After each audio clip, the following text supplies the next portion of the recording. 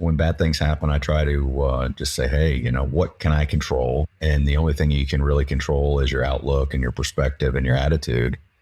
And what I've found is, and I'm a firm believer in, if you don't think you're sick, I mean, it's hard to say. You're as sick as you think you are. If I get cancer and I go, oh my gosh, I'm going to die. This is the end of the world. I wonder how long I've got to live. Then my health's not going to get any better. But if I'm like, hey, I got cancer, whatever, I'm going to keep living my life. I'm going to keep doing what I want to do. I'm going to keep being who I want to be. Then, it becomes a self-fulfilling prophecy. And at least what I believe. And I think that scripture validates it.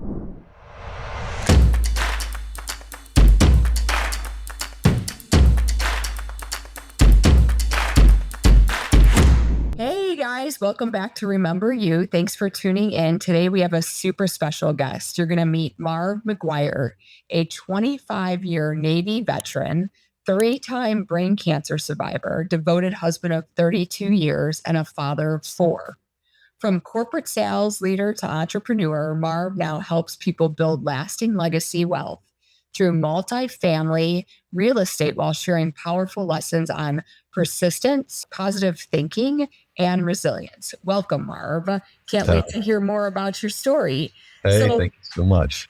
Let's start first by talking a little bit about who you are and how you got to where you are today. Well, I like to think of myself as just as you described, just kind of a guy that has been very, very blessed over the course of his life. I grew up in kind of central Texas, went off to the Naval Academy and joined the Navy and spent 6 years in Japan and bopping around in the Navy, and then settled in Tampa, Florida, where I live now, and kind of did a lot of things that most military veterans do when they retire. Is a lot of them end up kind of transitioning out of their uniform into civilian clothes and kind of doing the same thing they were doing previously as kind of just on the federal contracting side. So I did that for about 10 years and then really my wife and I had been investing in real estate, really single family homes and flips and things like that for the better part of 20 years at that point. And we just kind of decided to take our swing and say, hey, there's got to be a better way to scale this business and build wealth for not only for us, but for our children.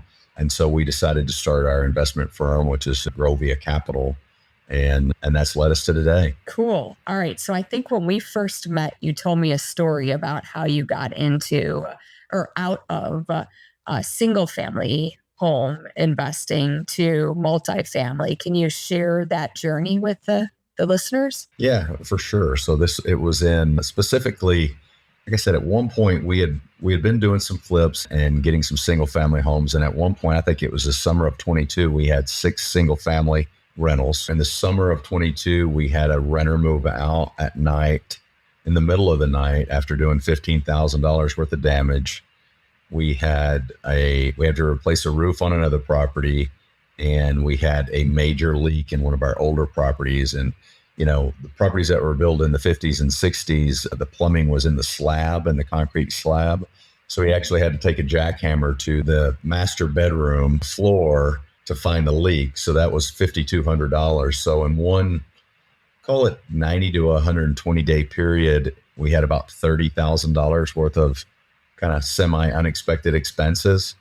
And the way I tell the story is I just had enough. I hauled so many refrigerators off of Facebook Marketplace and put down floors and repainted rentals after, and gone through evictions. And I was just really fed up. And I said, there's just got to be a better way.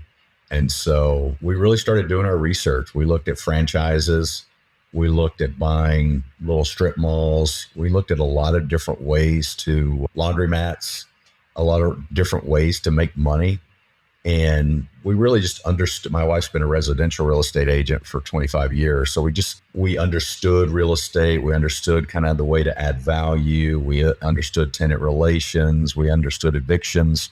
So we really gravitated towards multifamily real estate and just trying to scale what we already knew. And so that's how we got into multifamily. So a lot of people, they look at multifamily and think, oh my gosh, that's too much to take on. I'm just going to take my risk in stocks or, other investments. So how does it work when you work with investors and the people who invest in you? What's the process so that people would be looking at? Certainly. Well, the crazy thing for me before I get into that is, 4.5, 5 years, I didn't even know that I could invest in a real multifamily, I had no idea that it was even able, as just a military veteran and regular kind of everyday Joe, was able to invest in an apartment complex. So once we learned about these things called multifamily syndications, it kind of was a real eye opener. And I have calls every single day with folks, and they're like, "What do you mean I can invest in an apartment complex?" So basically, the way it works is, we find my company, Grovia Capital. There's my wife and I, and then we have 3 partners. We're constantly looking for complexes, typically in Florida or Texas, and sometimes in Georgia, and specific growing markets that meet investment criteria, i.e., we can buy them at a good basis, and over the course of 5 years, we can add value to that property, whether that's renovating the units or adding additional amenities or reducing the expenses that will generate revenue that we can give back via investment distributions to our limited partners. So we kind of pool our money. My company puts in a bunch of our own personal money, and then we go out and we raise money from limited partners or investors, and we put our money together to buy the property. And then we have a plan. We always have a plan to go in and look for ways to add value to those properties. And that added value, typically increases the rent, which generates, investment returns for our investors. And then at the end of 5 years, when we sell the property, we split the profits. And usually the split is 70% goes to our investors. And then the operational team that's managing the property every day takes 30%. Got it. Okay. So tell me a little bit more about, we were talking before this, if somebody's looking to invest with you. I was under the impression that as a syndication, you could only work with accredited investors. And for the listeners who don't understand accredited or have never heard accredited investors, it's you have to meet a certain threshold that's set by the government to be able to invest in things outside of, let's just say, the stock market or something like that. Private investments, I guess we could call it. You said that you actually work with non-accredited investors. So this could be a really great opportunity for all sorts of income levels. So could you talk a little bit more about what that is and how they can work with you? Certainly. Well, there's 2 types of multifamily syndications, 2 types of, call it, investment types. There's something called a 506C, which is just a section of the SEC regulations that kind of governs these type of investments. And what a 506C is, and it really means that only accredited investors can invest in that type of an investment. And an accredited investor is somebody who has $1 million net worth, not including their primary residence, and makes at least $200,000 a year and has done so for the last 2 years. So that's, and that limits the field, because not everybody has $1 million other than their primary residence and makes that kind of money. So basically those type 506C multifamily syndications are limited to only accredited investors. And what that means for the folks on my side of the table is that means we can advertise them on LinkedIn or Facebook or anywhere. We don't have to have any relationship with those type of investors, because they're, by the SEC's understanding, they're kind of considered savvy investors. There's the other type of multifamily syndication, that investment is called a 506B. Again, just part of the SEC regulation is what we call it. And it means that we can't advertise the investment, but we can allow friends, family, people that we have some type of relationship with. And as the SEC defines it, some type of a relationship is, you've had conversations with that person on a couple of 2 or 3 occasions, or you exchange emails with that person several different times, talking about this type of investment.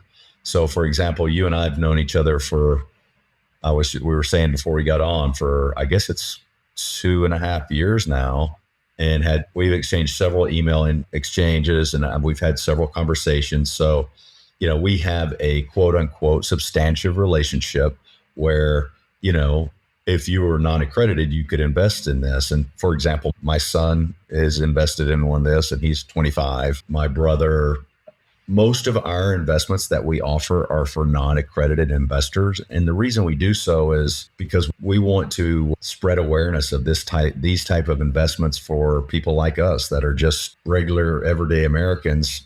And because we didn't know about it. So we're just trying to offer it to as many people as possible because we really believe in this investment vehicle.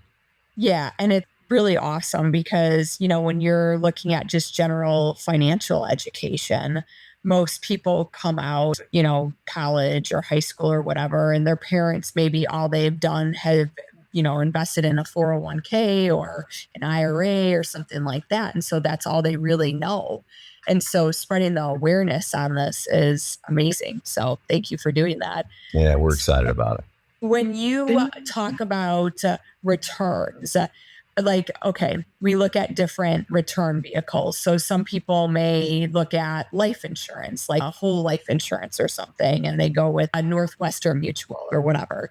They can get, 9% dividends. It's returning and it's building, and they can take loans out against it and things like that. That's one avenue, right? If people were looking for something kind of stable. And then, there's obviously like CDs and different things like that. When somebody's looking at investing in real estate like this, what can they, obviously you can't make any promises, but what would they be looking at in terms of average returns and opportunities from that perspective? Certainly. So we do the opportunities that we like to bring to our investors typically, fall in the range of right around 6 to 8% of cash on cash each year. So call it on $100,000 investment, for easy math, $6,000 to $8,000 a year and just dividends and distributions. And then we have a 5-year business plan. And typically, at the sale, we like to say we aim for a 1.8 to a minimum of a 1.8 equity multiple, which would mean, if you invest 100,000 for easy math, at the end of 5 years, you will have made, an additional 80,000. So you get your $100,000 back, and on top of that, you'd have made 80,000. So 1.8 equity multiple, and that equates to about a 15% IRR, which is kind of that incorporates the time value of money over that 5-year period. And that's pretty good because it's pretty stable. I mean, there's a risk, right? Because you don't know, the real estate market might fluctuate, or you might have to hang on to it longer than you anticipated to get your money back and a profit, right? But in general, that's a pretty amazing, profit there. Yeah, we think it's fantastic. I mean, we tell people anywhere from 4 to 7 years and you hit it perfectly, Christina. It was like, hey, if it's a hot market, then we could sell it as early as 3 or 4 years and really maximize investor returns. If the market is slow in year 5, then we want the flexibility to keep it to year 6, even to year 7 if the market's slow, just to make sure that we're able to maximize returns for investors. And we think, the returns are one kind of leg to the stool that we tell people about. There's obviously incredible tax benefits for investing in these type of vehicles. And then you mentioned earlier, I mean, just the resiliency. People are always going to need a place to live. And, with the stock market kind of going up to the moon and then down to the basement and then up to the moon and down to the basement, these type of assets move, at a snail's pace. So it's just something that helps build some resilience and some diversification into your portfolio. So we like it for those 3 reasons. And you mentioned some tax benefits. Can you share those with the listeners? What are they from your perspective? Sure. So what we do something called a cost segregation study. And what a cost segregation study does is, after we purchase a property, we hire a company that comes in and really does an engineering analysis on the property, and they kind of break all the aspects of the property into exterior components and interior components. And each of those components have depreciation schedules.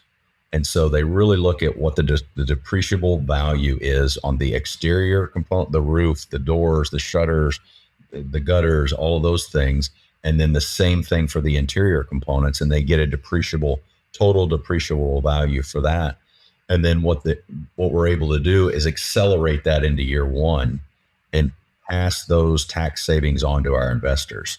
So what we tell people is usually on, again, easy math, on $100,000 investment, you can expect anywhere between $40,000 and $50,000 paper loss on your taxes. And that those losses can offset any other passive income that you have coming in. So it wouldn't be applicable to your W-2 active income. But if you have any other passive income, other rental properties, dividend payments, anything like that, it completely can offset that income. And then the passive distributions that you get from this investment would be offset by that money too. So it's pretty powerful. Yeah, that's awesome. And then as people continue to invest in you, then they can kind of see that in a compounding situation. It is, because whatever those tax savings that you don't use the first year, they roll over. So you can create, I call it a net worth snowball, because you can really, in full transparency, my wife and I invest in every deal we do. So we try to, so you got one deal you get tax benefits from, and then you're getting passive distributions from, and then you do another deal and you're getting tax benefits from that and distributions from that. And if we can do a couple of those type of deals every year, then that stuff just stacks up. And when you sell the property, then you just roll that back in there, and that snowball just keeps getting bigger and bigger. So it can be very, very powerful. I love it. So tell me, I'm going to pull it back to a little bit more personal. So tell me a little bit about your brain cancer, the process you went through, and how it's brought you to be the person you are today with the values you have, and spreading this wealth and knowledge to people. Well, in 2006, I was playing golf. I just coordinated a large event at my Navy organization, my Naval Command, where I was working, and I was, it was a Friday afternoon, and I called my kind of deputy and said, "Hey, let's go play golf." And I had a golf course in my neighborhood, and we were playing golf, and we were on the first tee of the golf course. And I'm not a very good golfer, and I'd hit the ball over into the trees on the right side of the fairway. And sounds like me. Yeah, I went over there, and any golfer will relate to this. I saw a gap in the trees, and I was like, "Oh, I can hit that shot right through the trees." So I hit it, and it was a dog leg right. So the ball's supposed to go between these trees and then kind of swoop off to the right. And I hit the shot of my life. I mean, it was like perfect. I felt like Tiger Woods. So I'm walking to my left to kind of try to see around the corner, and I hit a little tree, a little sapling branch right in my left temple, and my arm shot out, my right arm shot out, and then I fell over and had what they call a grand mal seizure, and kind of fish out of the water. And my buddy who I was playing with kind of drugged me out of the trees onto the fairway and called 911. And luckily, there was a neighborhood kind of fire station, paramedic station not too far. And the first thing I remember is a young guy, paramedic, kind of straddling me, trying to keep me from swallowing my tongue. And they took me into the Navy hospital. And the Navy doctor basically said, "Hey, you have a shadow on your brain, and we've got to transfer you to a civilian hospital. We're not equipped to handle this." So I went out, did all the same testing that I did at the Navy hospital. And in the morning, the neurosurgeon came in and said, "Hey, you've got rapidly growing brain tumor. We need to operate tomorrow because we don't know how fast this is growing and spreading." And my wife fainted. And I said, "There is no way that I can have surgery tomorrow. We don't have any family here. We were in Jacksonville, Florida at the time. And my family's from Texas, and her family's in Washington State." So he said, "I'll give you 72 hours. and not a minute more than 72 hours we're operating. So 72, we shot the flare up, and the families and friends all came into town, and we had surgery, 72 hours. And, there was, they always preach, hey, you can be paralyzed. You might not be able to talk. Anytime they open your skull, you never know what's going to happen. Yeah. So I woke up after 5 hours brain surgery, woke up in the intensive care unit and told my wife, she was sitting right there like this close to my face.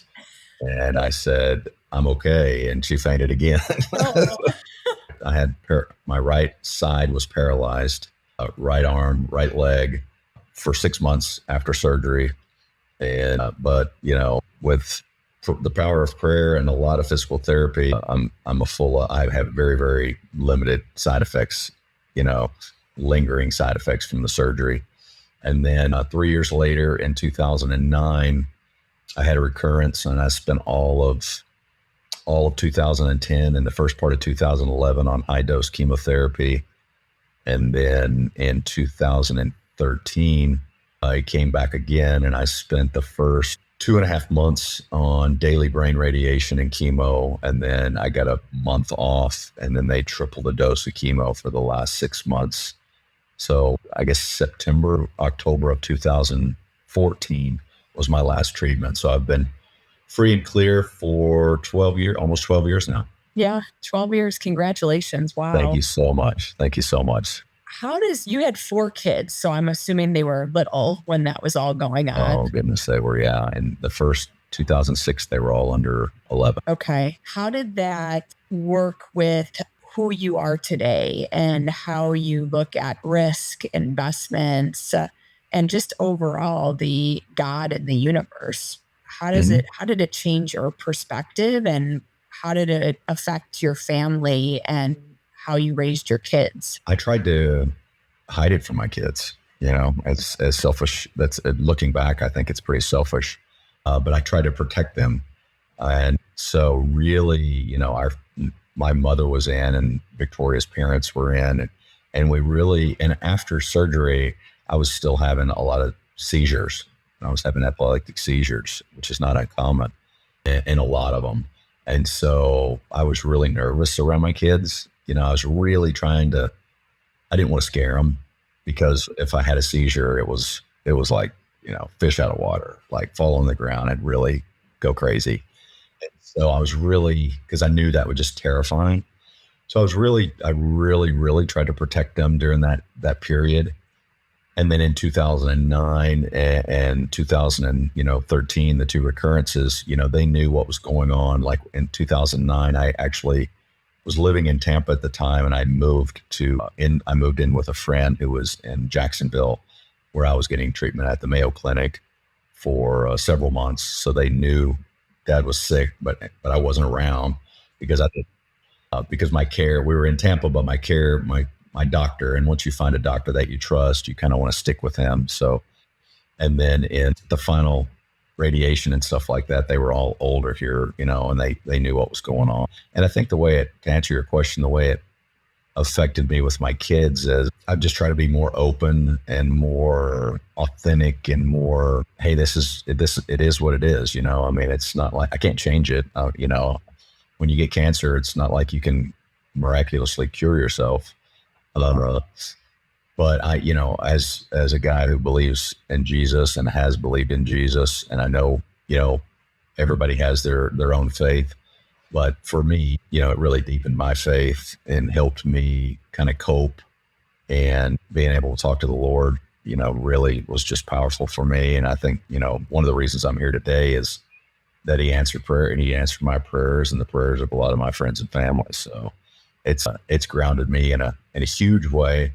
And really, even though I'm still terrible at being completely present all the time, it has definitely raised the importance of trying to be where my feet are as much as possible. Yeah, I've talked to a few people I guess you didn't go quite through the near-death experience, but close enough, right?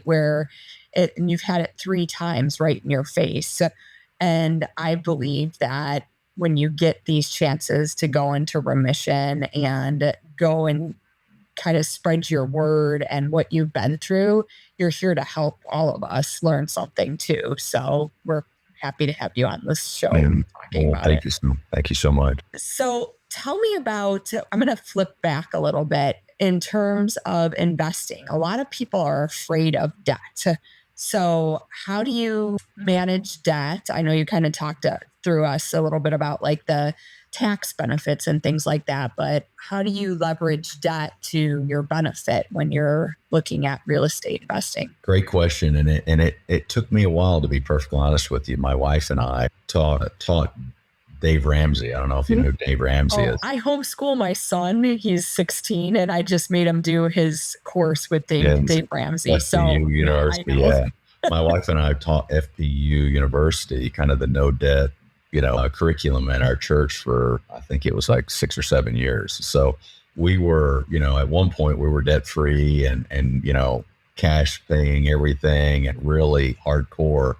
And so moving into real estate, especially multifamily real estate, where there's a lot more zeros, was a big transition for us. I can remember the first time we put an offer in on an apartment complex. Victoria said, "Oh my gosh, this is a lot of zero." This is a lot of zeros. And it was an adjustment for sure. But, there is a way to build your capital stack in a way. We don't use any floating debt. So a lot of these last few years, people have gotten a lot of trouble because they've used it's called bridge debt, and it's floating. And that's where you're seeing people, a lot of people get foreclosed on and just really have a hard time. We only use agency fixed rate debt for 5 or 10 years. And so it helps us from the very start, because if the property doesn't come out and it's not a good investment with fixed rate debt from day one, and it's not cash flowing day one, then we just pass. So, we haven't done a deal this year. 23, we did three deals. 24, we did 1 deal.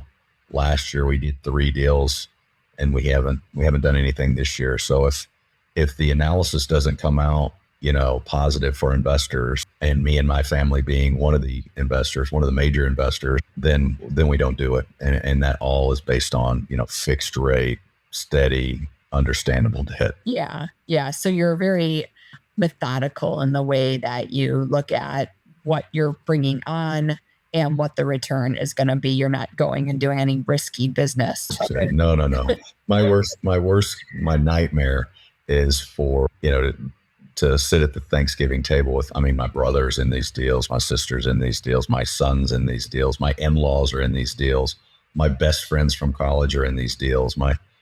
My biggest nightmare is to lose somebody's money. Somebody else's money would be my number one biggest nightmare. My second nightmare would be to lose my money, because I've got, every deal we do, my wife and I put a significant amount of our own money in it. So there's something else that is, besides the profit and, just all of the financial things that go into real estate investing. What's the non-financial benefits for you around building community and better housing and different things like that, or other non-financial things that, make you want to keep doing this? I think those are just as important. The money's obviously, a big part for everybody, but seeing what you can do to one of these communities is pretty incredible. Like we bought a property in a little town called Dayton, Texas, which is northeast of Houston, about 35 minutes northeast of Houston last year. And it's a 128 unit little apartment complex that had been really, really ignored. The owner lived in California. I think he'd been to the property like twice in the last 5 years. It was really neglected. And it's a working class community. And we've spent a little over $1 million on it in the last year. And to see, a resurfaced pool and new roofs and painted siding and renovated units, and just to see the community, we host, twice monthly community events and school fundraisers, and just the community, I guess, is what's really fun to see how it changes when people get excited about where they live, and how the community changes, and how people, like I visit the communities, our communities. Each one of the Grovia partners, all 5 of us, visits our properties every month personally. So nobody else does it. Like, I'll fly. My next trip, Victoria goes in June, and she'll spend 2 or 3 days at our properties around Houston. And then I'll go in July, and we spend time with the residents. Hey, what do you want? Doing surveys, and just getting that feedback firsthand is pretty rewarding. So we look for communities that we can, I say, do a win-win-win. Win for the tenants, the community members that, improve that community, win for our investors, and then finally a win for us. That's cool. That's really awesome. Yeah. Because you look at a lot of like the big PE firms and stuff buying up all of the, properties all around, and then just not making the fixes, not keeping up on the property, just, kind of degrading the community in some way, right? This is really cool because you care. You're building the community, which is really important in this day and age with people feeling so lonely. And really, it's like they don't have that sense of community. And so you're really helping. That's really cool and amazing. Well, we want our tenants to be our biggest advertisers. Hey, we want them to invite their friends to live in their community with them, because it's good for us financially, and it's good for them, and that's why we're so targeted and so focused on making the communities better and creating that sense of community, because it benefits everybody. Yeah, it's really beautiful. All right, so I'm going to go back to a little bit of what you put in your just some of the stuff you told me before this podcast. So I think you had said something, or maybe I pulled it out. I don't remember what it is, but Matthew 6:27, I think, talks about not adding hours to your life through worry. How has that scripture shaped the way you evaluate your life, the investment opportunities, and stress? Oh goodness, that's one of my life scriptures. Yeah, that's definitely one of my life scriptures, and it's funny how it hit. I was laying on the floor in our bedroom, and my wife gets a magazine called from Joyce Myers. And she gets this Joyce Meyer magazine, and that scripture was on the back cover of one of the Joyce Meyer magazines. And this has been probably, 18 years ago or 19 years ago, right after my first bout with cancer. And I was just, whenever you get cancer, the first thing you do is you start Googling cancer. And the only thing that on the internet is worst case scenario. It's like, Don't do it for your listeners. Don't do not. It's human nature. What you want to do is, oh no, I've got cancer. What kind of cancer is it? What is my mortality rate? Am I going to live? What are the side effects? How do they treat it? What are the side effects of that? And then you go to the doctor, and what's the doctor say? Well, he's got to cover as you know what. And he says, well, so the doctor told me I had 5 years to live, 50-50 to make it 5 years. And, my prayer was to be able to see each of my kids get married. And so I was not in a super good place. I was really, really not in a good place. And I was trying to be strong for my wife, and she was trying to be strong for me. So we were both we weren't at each other's throats, but we weren't as yoked as we should be, because I was trying to be a tough guy and, and protect her from what I was going through. And she was trying to be a caregiver. And I read that scripture, and I was just like, wow. I'm totally helpless. I can't change my circumstances. All I can do is, pray and do what the doctor says and try to, be present with my family. And I latched onto that and have never let go. So I try not to, when bad things happen, I try to just say, hey, what can I control? And the only thing you can really control is your outlook and your perspective and your attitude. And what I've found is, and I'm a firm believer in, if you don't think you're sick, I mean, it's hard to say, you're as sick as you think you are.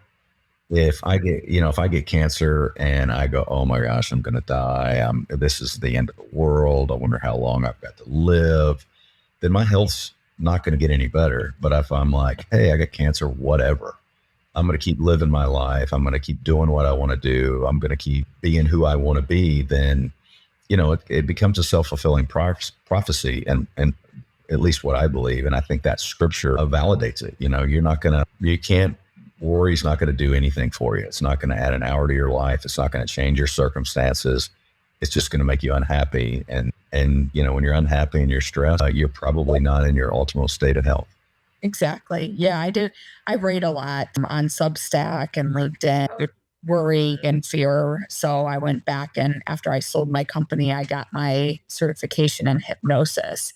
And it's not like woo woo, right? But it's more to help people understand that your limiting beliefs and the worrying and the fear and all these things that we're taught and that come because our brains are doing their best to keep us safe, but it's actually not keeping us safe, right? So I think I put something in one of my articles. I believe it was like 99% of what we worry about never comes true. And at least not in the way that we're even thinking about it, right?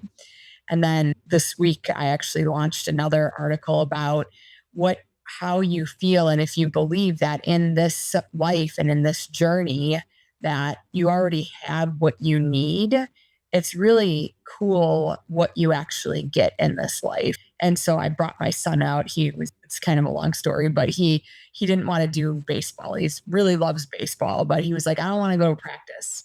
And I was like, well, let's go outside and do a rain dance and pretend like it rains. Picture your coach texting you and saying that practice is canceled, and it lasts for like 20 minutes, and then you go out on the go fishing and do your thing. And so we went out there, we ran, we had so much fun. We were laughing. We were both thinking about it, like the rain and all this stuff. I'll send you a text after this with the picture. 20 minutes later, we get in the car. The coach texts, there's a downpour of rain. And driving home, there's this double beautiful rainbow that he took a picture of. And he's like, Mom, that was the coolest thing ever. I'm so never telling you that manifesting doesn't work. That's so cool. That's so cool.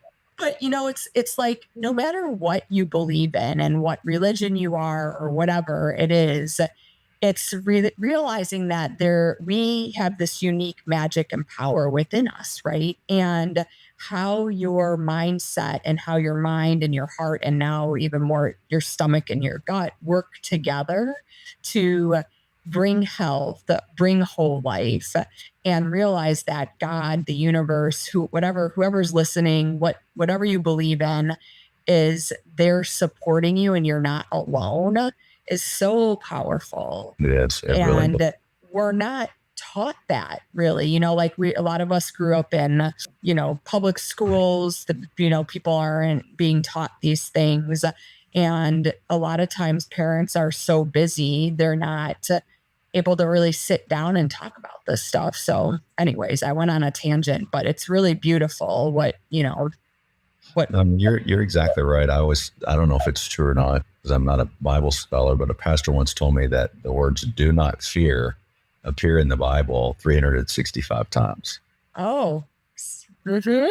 Yeah, so that number should resonate with everybody. So yeah, I have to look it up. But do not. Yeah, exactly. Do not fear. Do not fear. So I always thought that was really cool. I love it. If someone is listening is like, man, I really want to build a legacy like this, what would you say is the first steps to get into doing investments like this? And how can they, take baby steps to start to diversify their portfolio? I would encourage them to just focus on, starting to get educated. And we have a newsletter. They're welcome if they hit our website, groviacapital.com. We have a newsletter that comes out several times, 2 or 3 times a month, that it's really focused on educating people about these type of investments, just learning about what value add is and what are the kind of the types of these investments, a Class A or a Class B or a Class C apartment building, and what returns really mean, and more information about the tax benefits and the other types of benefits.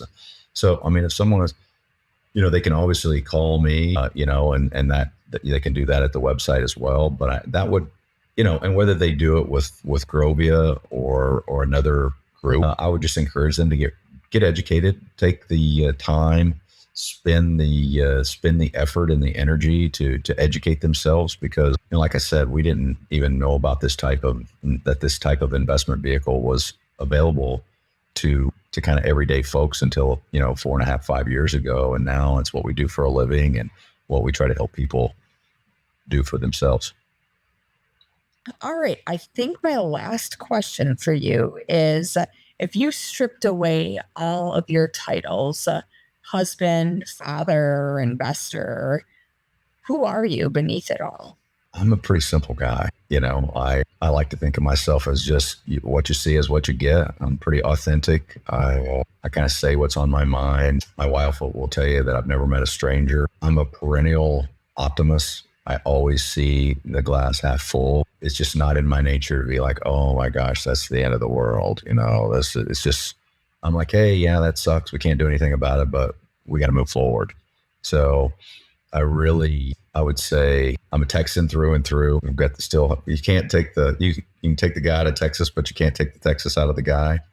So I would say a simple, authentic guy, just trying to live the best life I can and help as many people as I can, whether that's, help my kids, help my wife, help my friends, my neighbors. I just want to be a value to people. So. And you are. So thank you for that. Well, I appreciate you saying that. Well, I appreciate you coming on another episode of Remember You. I appreciate all the information that you shared with our listeners, and listeners will have notes in our show notes on how to get in touch with Marv. If you're interested, I highly recommend that you reach out to him. We love you guys, and we will see you next time. Thanks, you, Marv. Thank you so much.